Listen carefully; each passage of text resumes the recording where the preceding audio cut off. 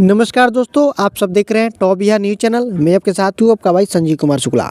साथियों, बस थोड़ी ही देर में आप सभी को खेसारी लाल यादव जी के राइटर और उनके मैनेजर विवेक सिंह जी का लाइव वीडियो देखने को मिलेगा। और पहले ही बता दिए हैं कि इस लाइव वीडियो में जितने भी पढ़ल लिखल लोग हैं उन्हीं लोगों का रिलाई होगा। क्या कहता है पढ़ा लिखल, क्या नहीं कहता है पढ़ा लिखल, सभी के बारे में चर्चा करेंगे उस लाइव वीडियो में। तो आप लोग थोड़ा ही देर और रुक जाइए।